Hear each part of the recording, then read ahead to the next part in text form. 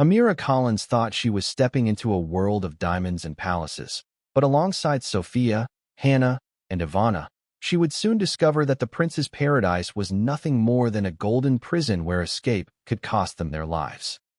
Amira Collins had always dreamed of escaping the small apartment in Manchester where she had grown up. At 25, she was still chasing roles in low-budget commercials and modeling gigs that barely paid enough to cover rent. Her social media showed a glamorous version of her life: photo shoots, parties, and designer clothes borrowed from friends. But behind the images was a young woman desperately searching for a breakthrough. One morning, as she scrolled through her inbox, she noticed an unusual message. It wasn't the typical casting call or agency rejection.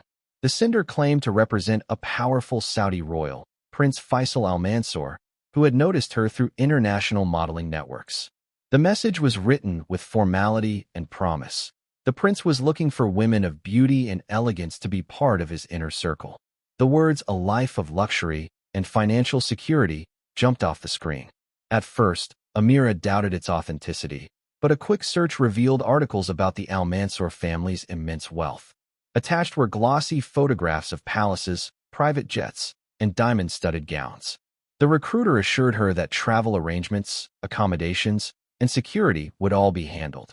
Amira's heart raced as she imagined herself walking through marble corridors, wearing clothes she could never afford, mingling with people she had only read about in magazines.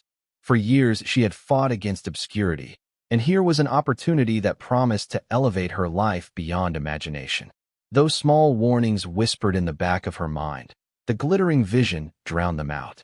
She accepted the offer, convincing herself that fortune had finally smiled upon her. She began packing her bags, unaware that her decision would lead her not into the life she longed for, but into a nightmare from which escape would be nearly impossible. When Amira arrived in Riyadh, the heat pressed down like a weight the moment she stepped off the plane. A man in a tailored suit greeted her by name and escorted her to a waiting black limousine. The car's windows were tinted so heavily that she could barely see the city outside as they drove. The ride was silent except for the hum of the engine and the faint vibration of her phone, which was swiftly taken from her for security purposes. Amira tried to ignore the unease creeping into her chest and focused instead on the sights flashing past the glass. Minarets rising into the sky, billboards showcasing designer brands, and endless stretches of desert beyond the city limits. After nearly an hour, the car slowed in front of enormous iron gates guarded by uniformed men with rifles. The gates swung open to reveal a sprawling palace compound. As they drove inside, Amira's breath caught. Towering walls gleamed white under the sun, fountains sprayed crystal water into the air, and landscaped gardens stretched as far as she could see. Inside the palace, everything seemed drenched in gold and marble. Grand staircases, glittering chandeliers, and polished floors that reflected her uncertain face. Servants appeared instantly, taking her bags and offering her refreshments she was too nervous to touch. The recruiter who had escorted her smiled politely, but kept his distance. Before she could ask questions, another official approached and requested her passport for documentation. He slipped it into a leather folder and walked away. The gesture felt final, like a lock clicking shut. Though she was surrounded by unimaginable wealth, a sudden chill moved through her. The beauty of the palace was undeniable, but beneath it lay a sense of confinement she couldn't yet explain. Amira quickly discovered that she was not the only woman brought into the palace under promises of wealth and status. During her second day, she was escorted to a lavish dining hall where 3 other women were already seated at a long table. They were introduced casually, almost as if they were part of the decor rather than individuals with lives of their own. Sophia, an elegant woman from Italy, carried herself with a practiced grace, though her eyes never seemed to meet anyone else's for long. Hannah, from Ethiopia, looked younger than the rest, her hands trembling slightly as she clutched her water glass. Ivana, a tall blonde from Ukraine, smiled at Amira politely, but there was no warmth in it, only exhaustion. Each of them, she would later learn, had been drawn here by similar promises of opportunity and luxury, only to discover the reality was far different. The women spoke little, their conversations carefully measured, as if they were afraid of being overheard. Guards stood at the corners of the room, silent but watchful, their presence a constant reminder that nothing said or done was private. Amira tried to ask questions, how long they had been there, what life was like, but she was met with brief answers and uneasy glances. It was clear that fear had been instilled deep within them. What struck Amira most was the silence between the women when no one was speaking. It wasn't the silence of strangers meeting for the first time, but the silence of people who had seen too much and learned to say nothing.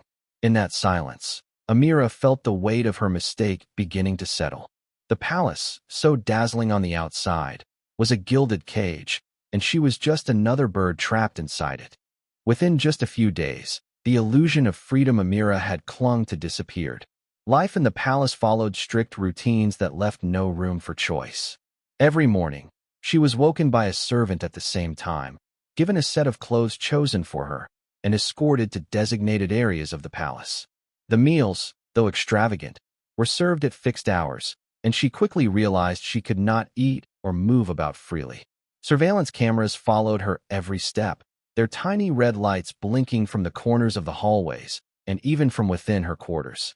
Guards with stern faces lingered in nearly every room, their eyes sweeping over her and the other women like hunters waiting for prey to stir.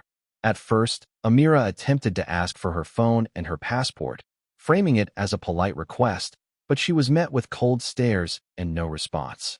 The recruiter who had seemed so accommodating at the airport was nowhere to be seen, and those who did speak to her answered in vague reassurances that only heightened her suspicion.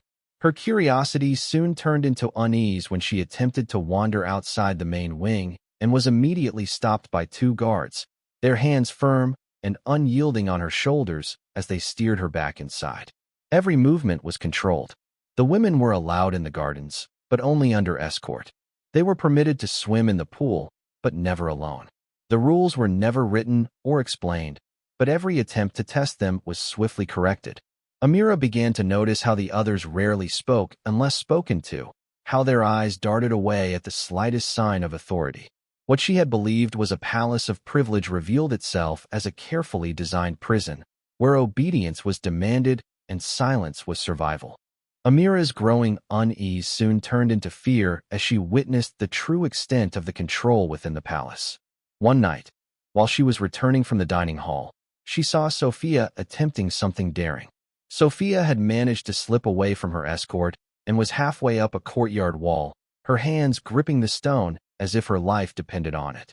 Before she could pull herself over, two guards appeared from the shadows.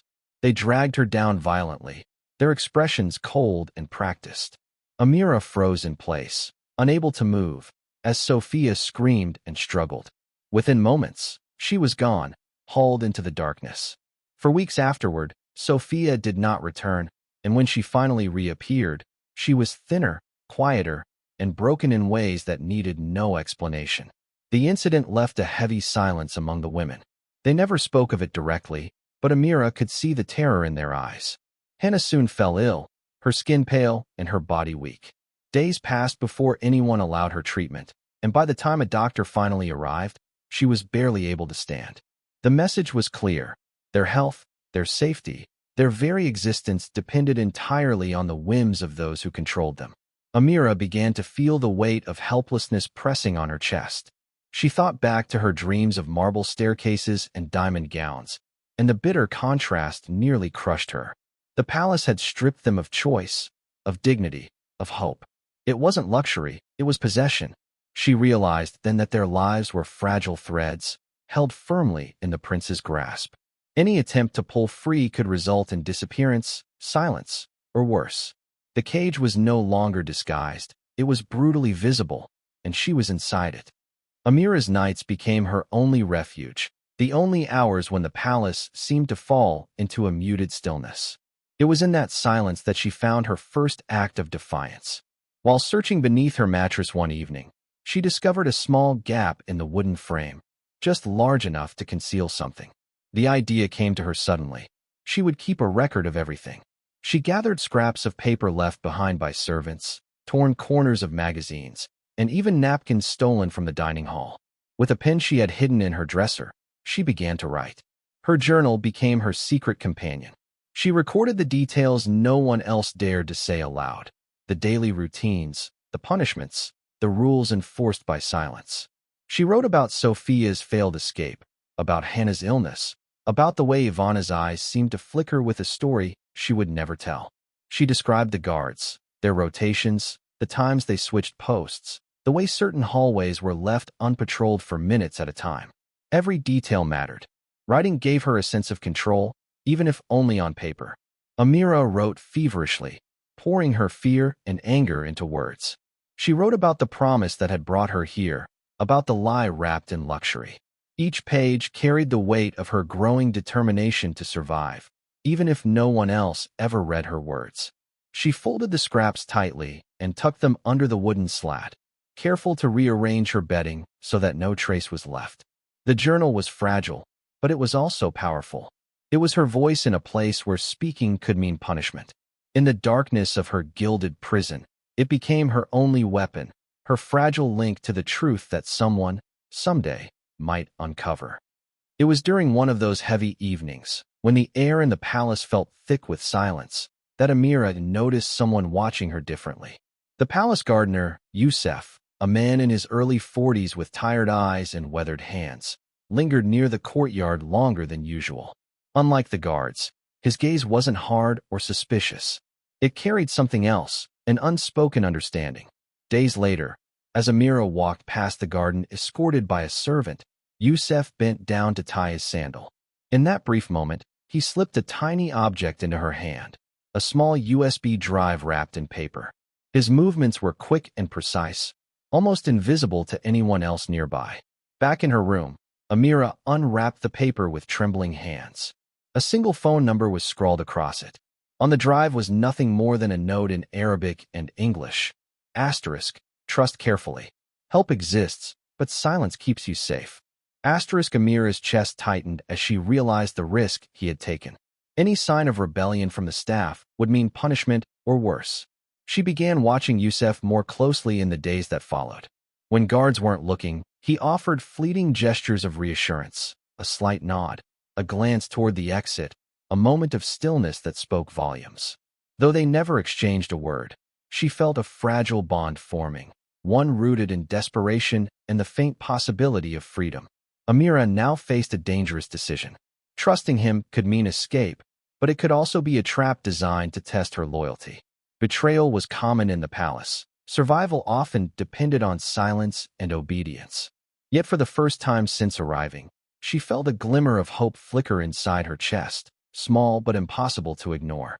Amira could not stop thinking about the note and the USB drive hidden beneath her mattress. Every time the guards passed her door, her pulse quickened, fearing they would somehow discover it. Still, she knew the opportunity was too valuable to ignore. Slowly, cautiously, she began to plan. She confided only in Hannah and Ivana, women she believed were desperate enough to risk everything. Together, they whispered in stolen moments, their conversations carefully disguised as idle chatter whenever servants passed by. Youssef became their lifeline. Through subtle signals, an extra glance, a lingering pause by the rose bushes, he revealed fragments of a plan. The palace had a service tunnel that ran beneath the compound, used by staff during supply deliveries. It was narrow, hidden behind a locked door near the kitchens, and unguarded for only a brief window at night. If they could slip inside during a scheduled delivery, they could emerge outside the walls, where a truck would be waiting. Amira memorized the steps as if her life depended on them. Hide near the kitchens, wait for the guard change, slip through the service door, move quickly through the tunnel. Youssef would leave the door unlatched, but the timing had to be perfect. One mistake, one wrong move, and they would be caught. The women spent days preparing in silence, gathering small bottles of water, concealing flat shoes beneath their gowns, and rehearsing every detail in their minds. Fear was constant, but so was determination. Amira destroyed several pages of her secret journal, tearing them into pieces and flushing them away, unwilling to leave evidence behind. The plan felt impossibly fragile, like glass waiting to shatter, but it was the only chance they had. For the first time, freedom felt almost within reach. The night of the escape came cloaked in an eerie stillness. The palace lights glowed faintly against the desert sky, and the air carried a tense heaviness that pressed down on Amira's chest. She and the others moved silently through the corridors, their footsteps muffled by the thick carpets. Every shadow felt alive, every creak of the floor a threat. Hannah clutched Amira's hand as they slipped toward the kitchens, their eyes fixed on the door that Yusef had promised would be left unlatched. To Amira's relief, the lock yielded easily. She pushed it open, and the women hurried into the darkness of the tunnel. The air was damp and stale, but every step forward tasted like freedom. At the far end, a faint light flickered. Amira's heart surged. Yusef's truck must be waiting. They quickened their pace, whispering prayers under their breath. But as they neared the exit, a sharp sound cracked the air, boots striking against the ground. Floodlights flared, blinding them. Armed guards poured in from both sides of the tunnel, rifles raised. Shouts echoed off the stone walls. In the chaos, Hannah screamed as she was yanked backward, while Ivana stood motionless, her face strangely calm. It was then Amira understood. Ivana had betrayed them. Her silence during planning, her distant gaze, it had all been part of a bargain. In exchange for loyalty, she had secured privileges, protection, and favor with the prince. Amira and Hannah were dragged to their feet, beaten as punishment for their defiance. The guards' grips were iron, their eyes devoid of sympathy. Sophia never appeared. Her fate remained unknown. As the women were forced back into the palace, Amira's hope collapsed. The dream of escape had shattered, and trust had turned into the very weapon used against them. Weeks passed in a haze of confinement and silence. Amira was kept in isolation, her room stripped of comforts, the walls closing in like a tomb. Days bled into nights, each indistinguishable from the last. Guards brought her meals, but never spoke. Hannah was locked away in another wing, and Amira had no idea if she was still alive. Time became meaningless, yet the weight of betrayal burned like a wound that refused to heal. She replayed Ivana's face in her mind, the calm expression, the absence of fear, realizing how deep desperation could twist someone's choices. Then, without warning, the outside world crashed through the palace walls. News reports began circulating internationally, exposing shocking details about Prince Faisal al-Mansur and his hidden circle of women. Grainy photographs showed the palace grounds, while documents and testimony described trafficking, abuse, and captivity. Among the evidence were fragments of Amira's own words, pages from her secret journal that Yusef had managed to smuggle out before the failed escape. He had entrusted them to a foreign journalist, and now the truth was no longer confined within the palace. The revelations spread quickly, making headlines across Europe and the Middle East. Governments demanded explanations, human rights organizations called for investigations, and the prince publicly denied every accusation. Inside the palace, the atmosphere shifted. Guards grew more watchful, servants whispered in corners, and a cloud of uncertainty hung heavy. As for Amira, she was never officially found. Some whispered she escaped in the chaos, slipping away with Yusef's help.